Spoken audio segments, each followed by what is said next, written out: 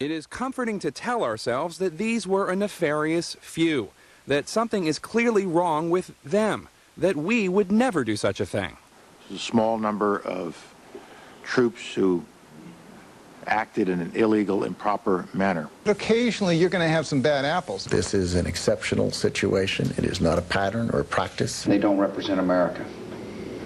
They represent the actions of a few people. The overwhelming majority of the people in this country are wonderful people.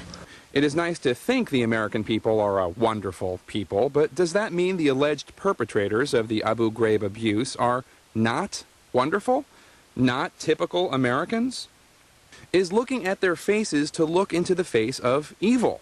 Or is it to look into the faces of your friends and family? There'll be constant surveillance. 33 years ago at Stanford University, psychologist Phil Zimbardo wanted to explore just what normal people are capable of, given certain circumstances and power over other human beings. So what we did in our study is take good boys who happened to be in the Bay Area in the summer of August 1971, and we put them in an evil place, a prison-like place.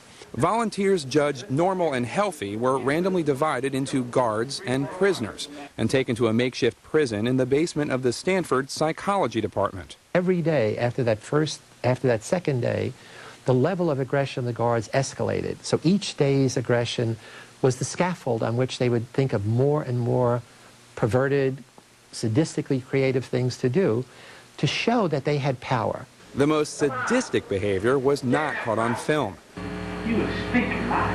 Soon prisoners were in tears. One was forced to clean out a toilet with his bare hands. And then, as in the Iraqi prison, what we saw over a very short period of time is that guards began to strip prisoners naked, make fun of them, do things to humiliate them, confuse them, but they would have the prisoners simulating sodomy with the other prisoners. And that was one of the last things that happened. In fact, when we saw that on the videotape the next day, that's when we decided, this has gone too far. We asked Professor Zimbardo to speculate as to what would have happened if, instead of being called off after 6 days, the Stanford prison experiment had gone on for 6 months or longer. I hate to think of the answer. My sense is that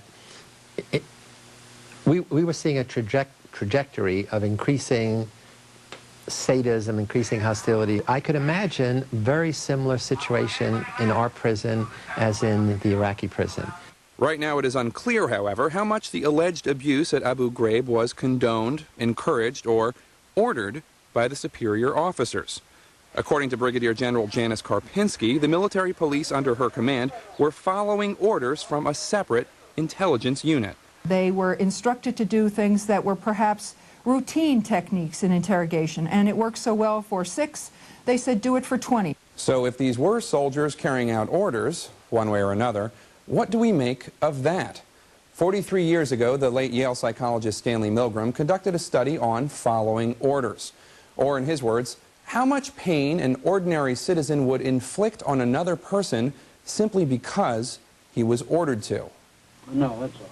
Subjects, not realizing they in fact were the guinea pigs, were told to administer electric shocks to a patient in the next room, one pretending to be receiving increasingly painful electric voltage. Incorrect. You'll now get a shock of 75 volts. Over and over, they were told to keep administering the painful jolts. That is incorrect. This one will be 195 volts. The correct one. Let me out of here. As the voltage increased, the subject screamed, feigning agony. This will be at 330. More than 60% of those tested obeyed the orders all the way to the end. Continue, please. 450 volts administered 3 times to a subject supposedly in such pain he was no longer even responding. Concluded Milgram, ordinary people, simply doing their jobs and without any particular hostility on their part, can become agents in a terrible destructive process, even when the destructive effects of their work become patently clear and they are asked to carry out actions incompatible with fundamental standards of morality. We have to judge the individuals who committed the horrible deeds, but we can't judge them through the lens of saying, I would never have done that. Again, because the Milgram experiments show that under orders, most of us will do that. What Stanley Milgram would have to say is that these soldiers and contractors are extraordinarily ordinary. Ordinary, or what was once referred to by the famous writer Hannah Arendt as the banality of evil. Arendt was not calling evil banal or commonplace. She was referring to the perpetrators, what very normal, healthy, stable people are capable of doing, given certain circumstances and great power over other human beings. I'm Jake Tapper for Nightline in Washington. There were more U.S. casualties in Iraq today. I'll have that story when we come back.